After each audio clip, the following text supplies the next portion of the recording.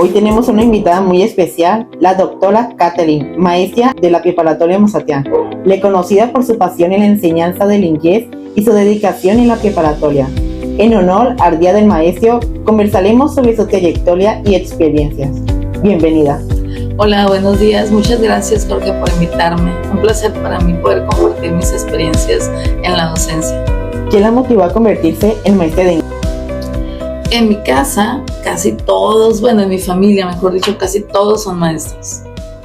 Yo no quería ser maestra, Jorge, porque yo decía, no, todos son maestros, yo quiero ser algo diferente.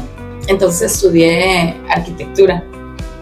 Pero la vida te va llevando a lugares inesperados. Mi mamá era la coordinadora de inglés, la maestra María Luisa Pérez Cota, muy buena maestra de inglés de aquí, también de preparatoria Mazatlán. Ella desafortunadamente se enferma y me pide que la ayude porque a mí siempre me había gustado el inglés, que la ayude. Y yo le digo, ok.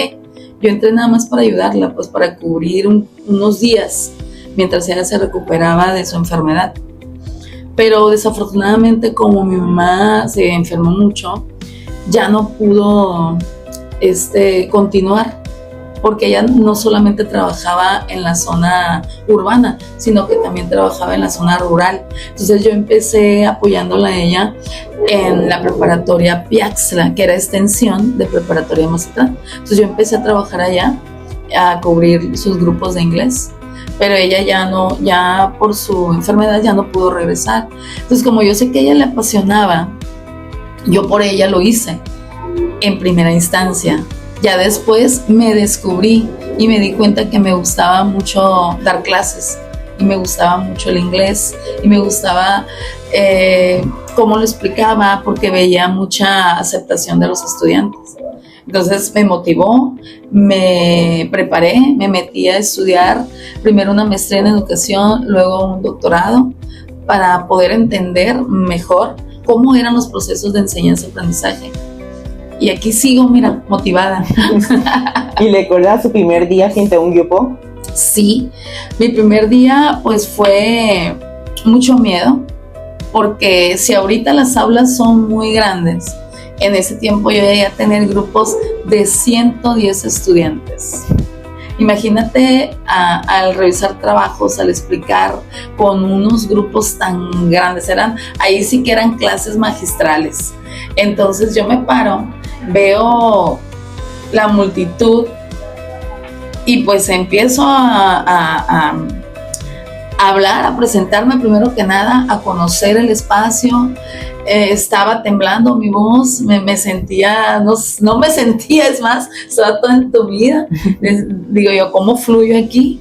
Pero poco a poco se fue dando la paz en el escenario, la tranquilidad, y empecé a fluir, porque no solamente me fui aquí a Preparatoria Mazatlán, sino que me fui a la extensión también, a la zona rural, y vi las diferencias entre una zona y otra. En la zona rural el maestro es muy respetado, los muchachos van a estudiar. En la zona urbana los muchachos a veces confunden la confianza que tú les brindas para apoyarlos, y hay muchos distractores. Pero aquí sigo y pues sí, tenía que pasar ese proceso del miedo, que afortunadamente me ha llevado a otros escenarios más grandes, donde ya no tiemblo tanto. ¿Y es únicamente maestra de inglés o de otras materias? En el transcurso de mi trayectoria de 22 años aquí en Preparatoria Mazatlán, yo he pasado casi por todas las áreas. He estado trabajando en el área de físico-matemático, di clases de matemáticas, de lógica, de dibujo, de laboratorios de física, fui coordinadora de orientación educativa, fui coordinadora del área de física, y actualmente soy coordinadora del área de inglés. Así es que imagínate, sé de todas las áreas. Uh-huh.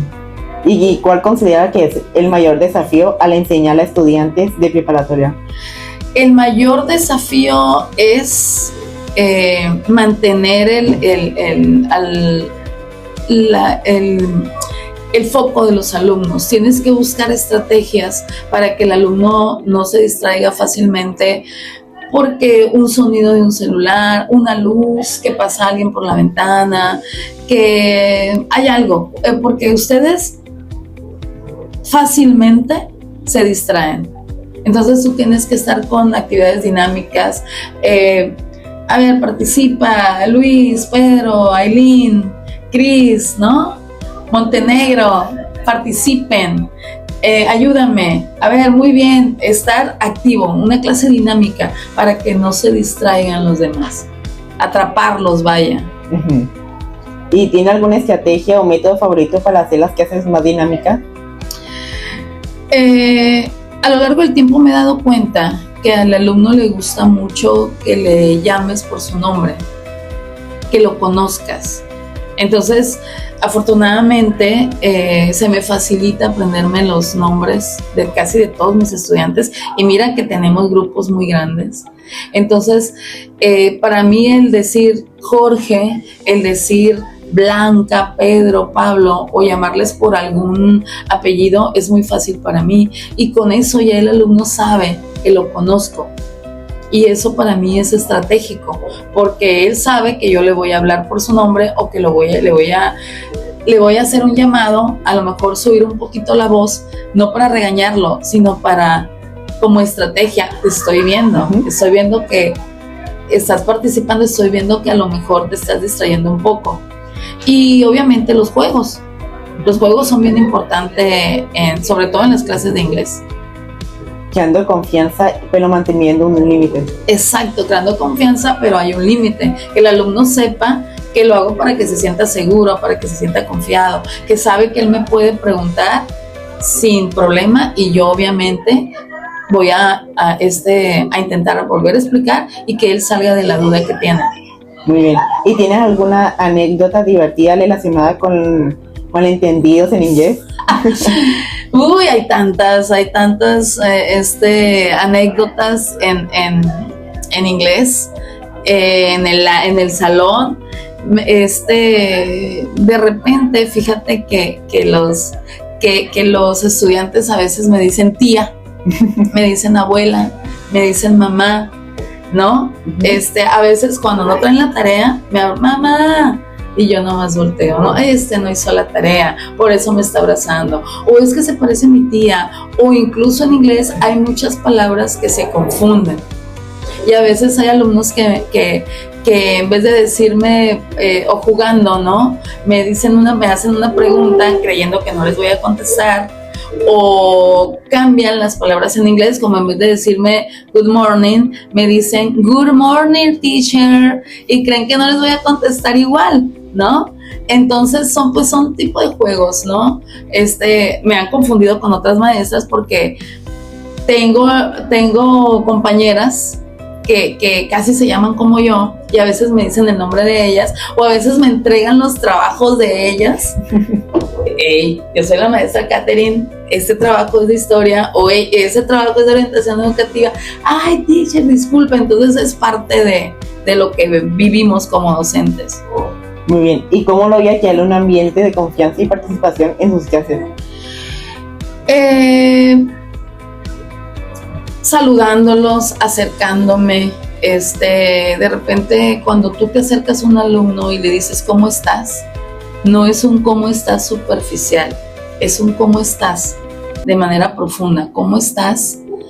¿Estás bien? ¿Necesitas algo? ¿Qué te falta? Pues, si quieres, platicamos. ¿No quieres estar en clase? No pasa nada. Tengo sueño, teacher. Ok. ¿Trabajaste mucho? No pasa nada. Después me preguntas, después te ayudo. Adelante. Yo creo que al alumno es lo más importante en un aula, y estamos para atenderlos, y esa es mi función, y me ocupo y me preocupo porque ustedes estén bien, porque si tú no comiste, si tú no dormiste, no va a fluir nada, y eso para mí es importante, para que el alumno se sienta seguro y confiado en que todo va a salir bien. ¿Y qué es lo que más valora de sus estudiantes? Valoro mucho la responsabilidad, el compromiso, el trabajo en equipo, la participación.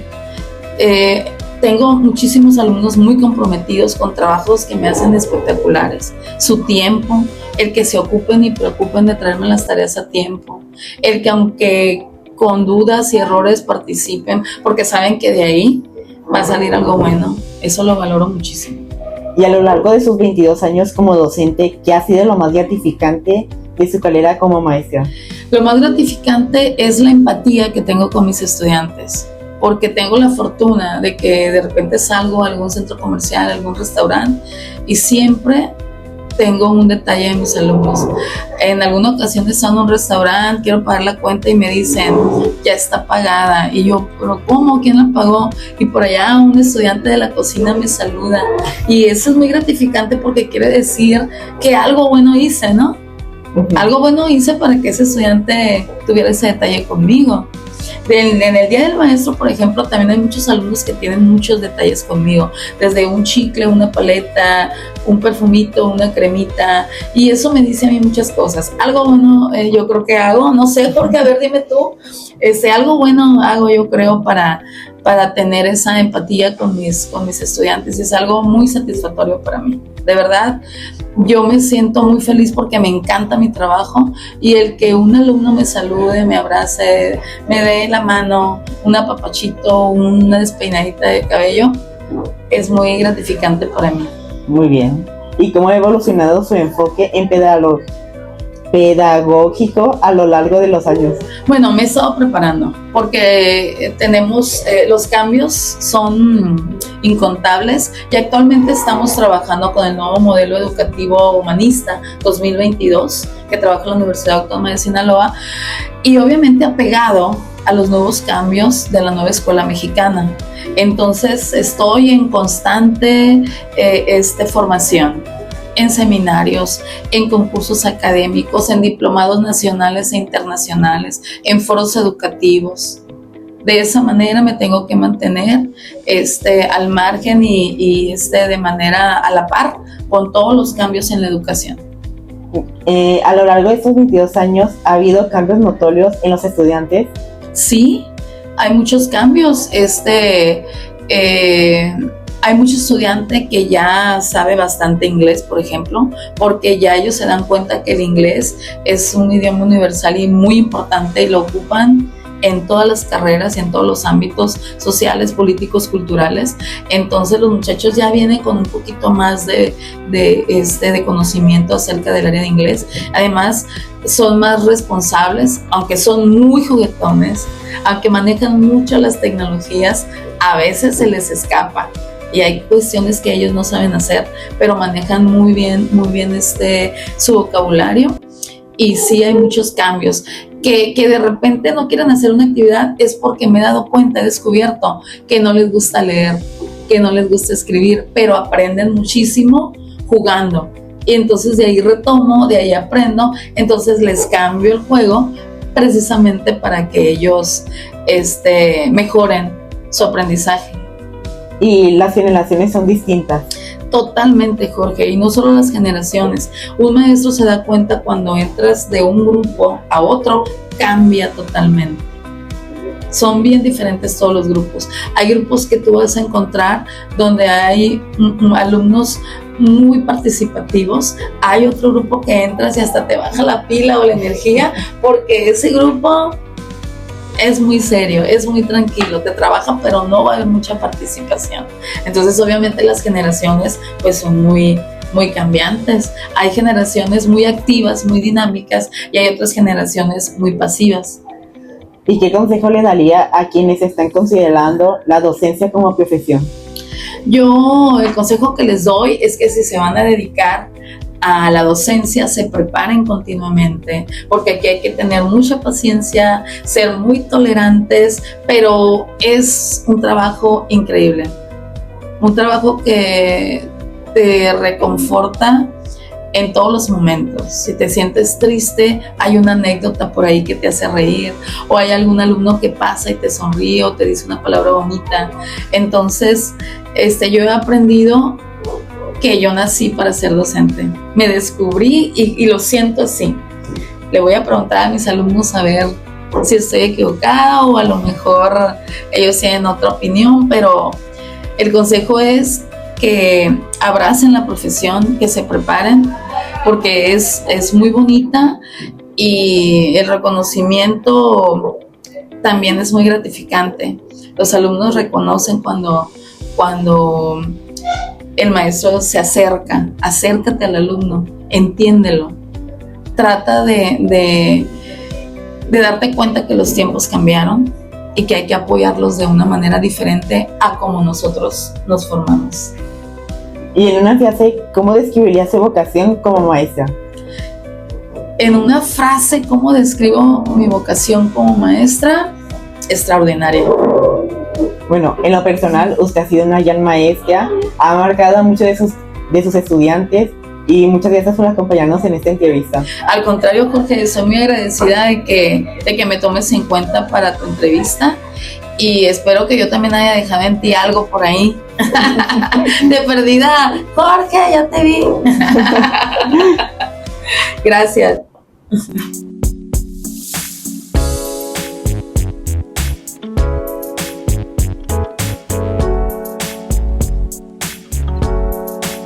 Conoce Mazatlantida, el medio que celebra la rica historia y las vibrantes tradiciones de Mazatlán. Desde 2022, hemos compartido la esencia misma de esta ciudad cautivadora. Desde impresionantes lugares culturales hasta el electrizante Carnaval Internacional,